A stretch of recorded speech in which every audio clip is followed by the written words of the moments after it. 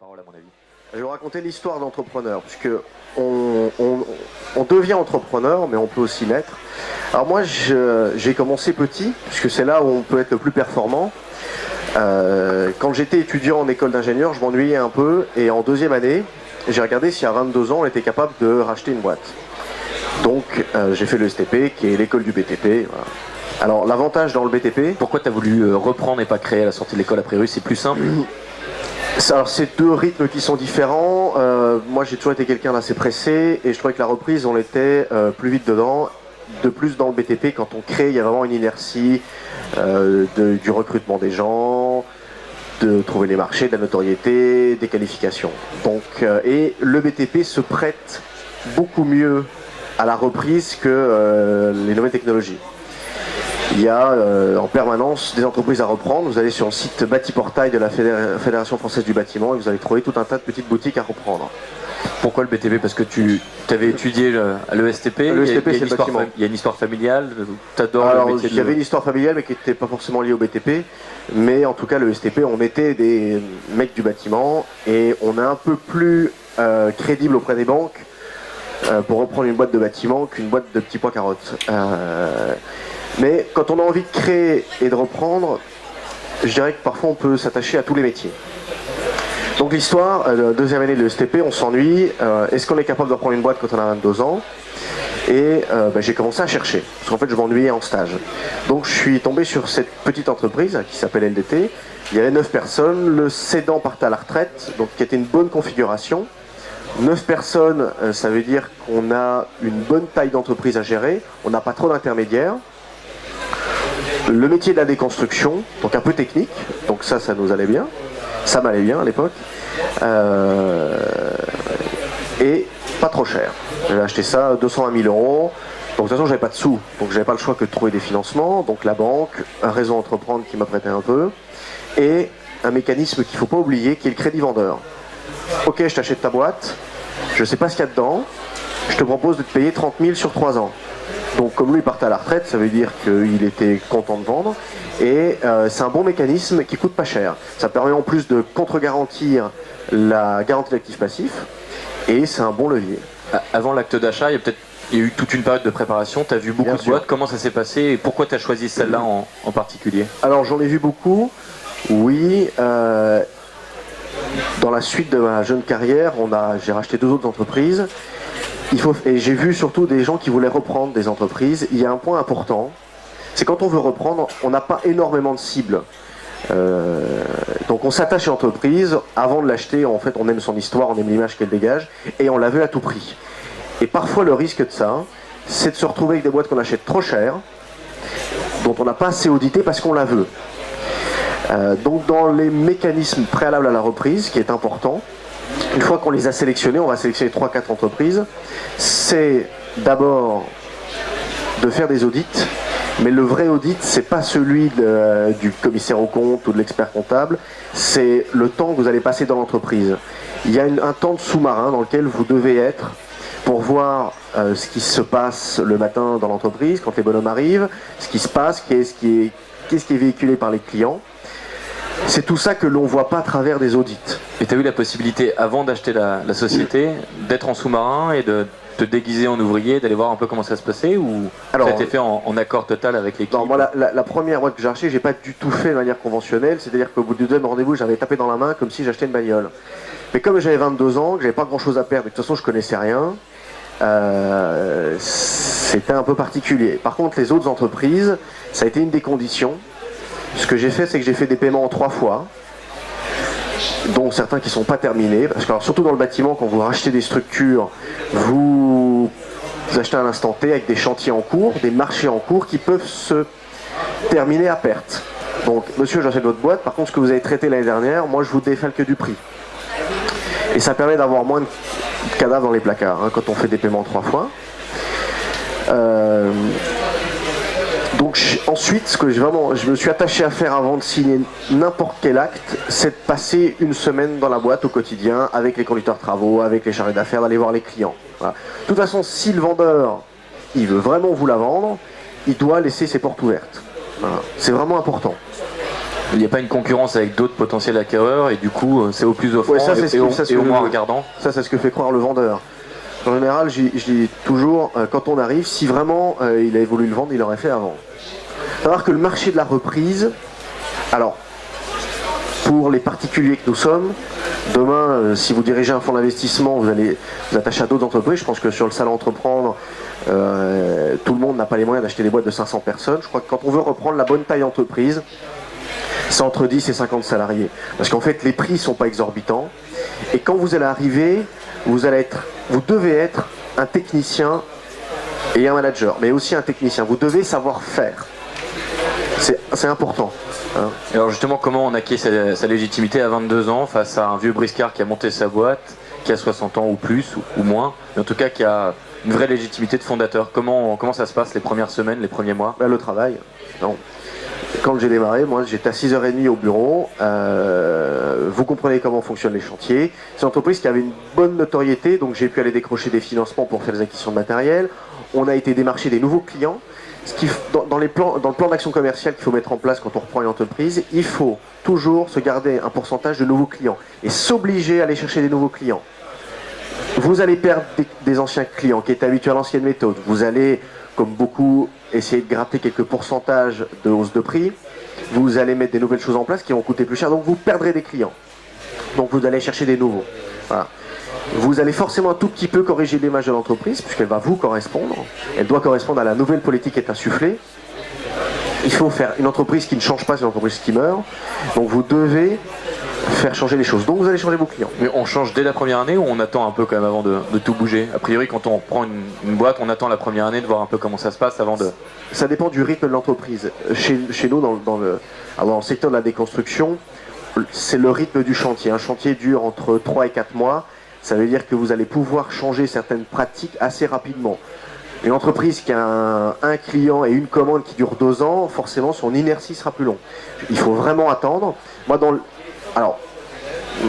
avec l'expérience de 6 ans que j'ai dorénavant, aujourd'hui on a, juste pour reprendre l'histoire, au bout de 4 ans et demi, j'ai fait rentrer un fonds d'investissement pour aller un peu plus vite dans les croissances externes, pour se développer plus vite, et puis parce que les banques ne savent plus faire ça malheureusement. Alors on adopte un rythme différent qui est plus agréable. Et en gros maintenant quand on reprend les boîtes, on les met sous tension au départ pendant 3-4 mois, donc tension en management, tension en cash, tension en matériel, pour voir, alors tout clignote en rouge et on voit les choses qu'il faut corriger. Mais vous avez vraiment une période de 3-4 mois sur lequel il faut regarder quels sont les processus internes de l'entreprise, comment se passe la facturation, est-ce que je facture bien, comment je produis, comment j'achète.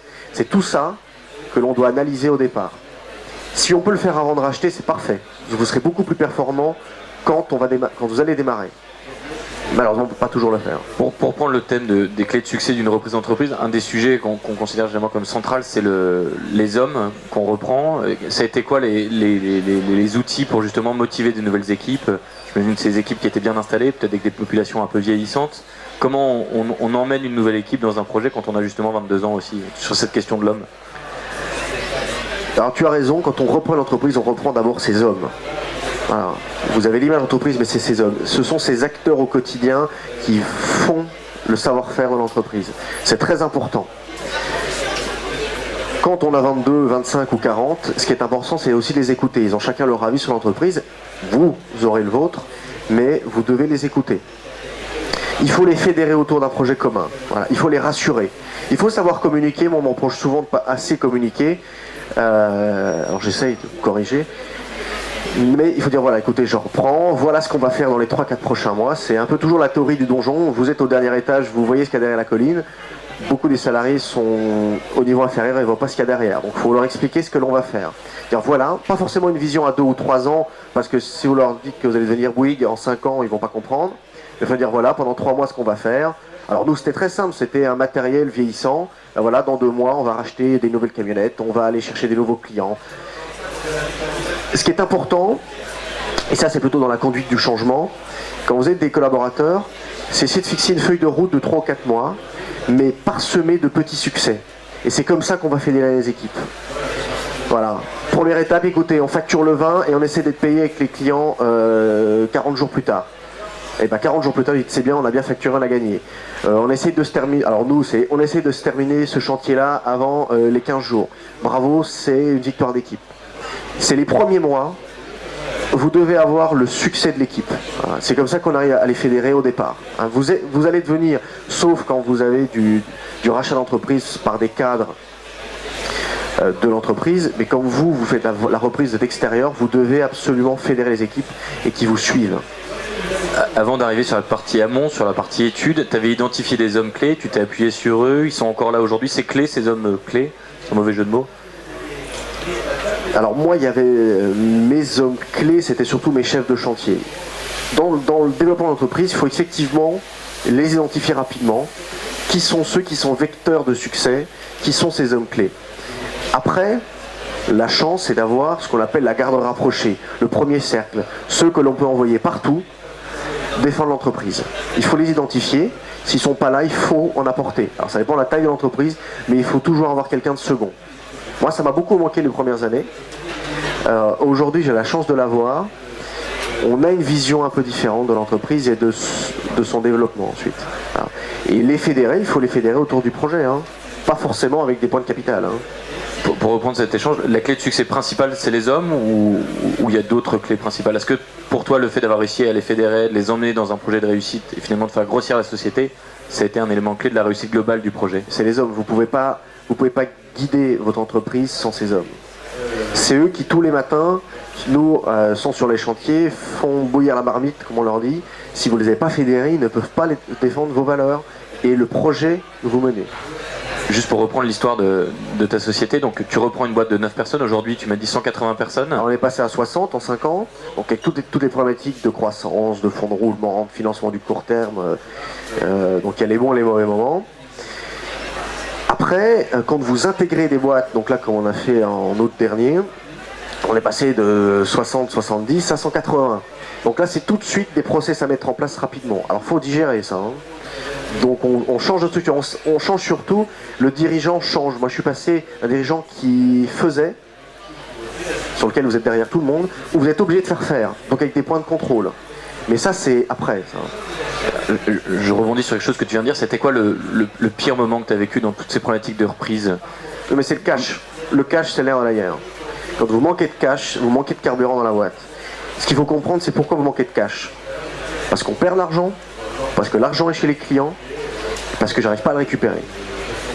Et le cash, c'est le carburant, donc c'est le moteur de l'entreprise. Voilà. Et ça, il faut faire attention. Nous, on a des métiers où malheureusement, le cash est facile à dépenser, mais plus compliqué à recouvrir. Quand on reprend, dans le démarrage, il faut vraiment penser au carburant dont j'ai besoin les premiers mois. Comme dans la création, mais dans la reprise, c'est pour ça que j'insiste, il faut bien préparer une reprise, parce que vous devrez être à 100% le premier jour.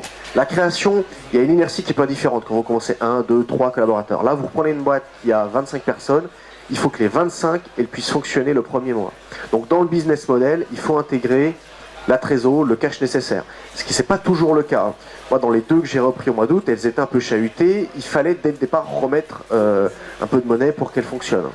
Donc très concrètement, sur les premières boîtes que tu as repris, quel a été le modèle que tu as mis en place pour financer tes reprises? Ah bah le premier...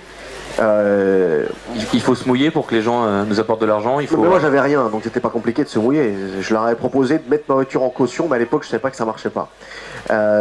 C'est la marge. C'est la marge dégagée qui finance la croissance. Patience pour la croissance, impatience pour la marge.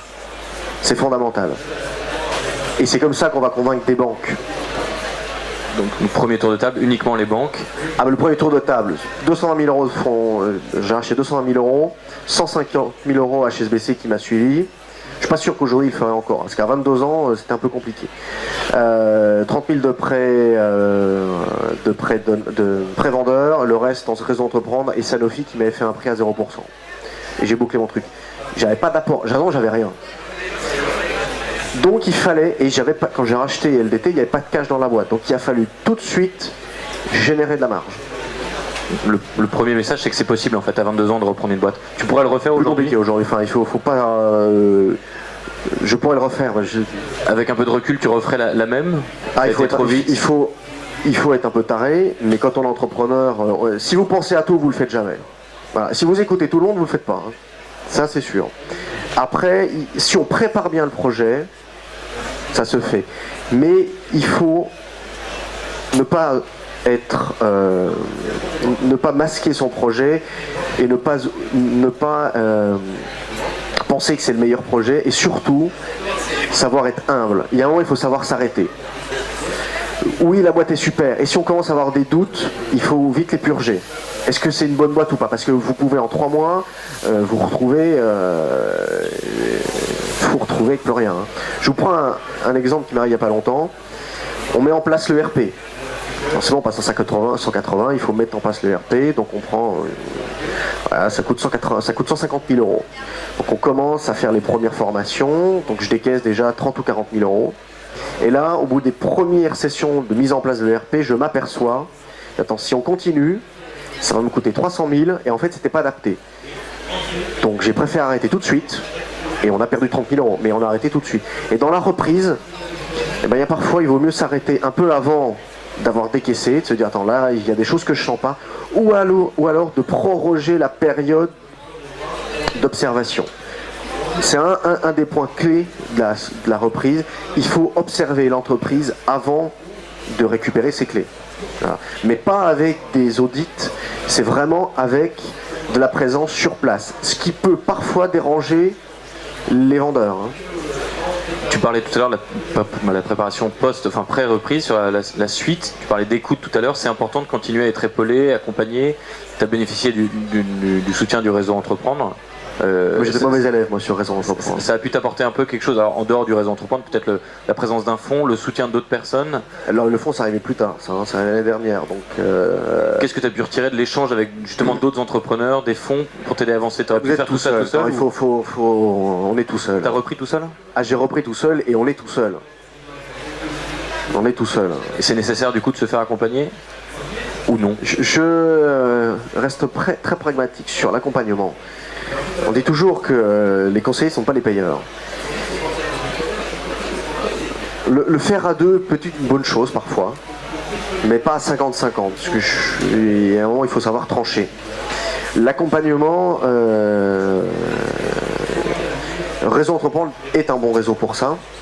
Moi j'étais mauvais élève parce que j'ai vite dérogé à la règle, mais quand on se fait accompagner ou quand on se fait coacher, ça coûte plus cher. Il faut être humble. C'est tout de suite, il faut identifier où est-ce que j'ai des problèmes. Voilà. Mais il y a un des points aussi du succès, il faut être toujours optimiste. Si le capitaine lâche, personne ne suit. Hein. Donc vous allez avoir des périodes de doute au départ, mais vous devez toujours penser à ce qui vous anime.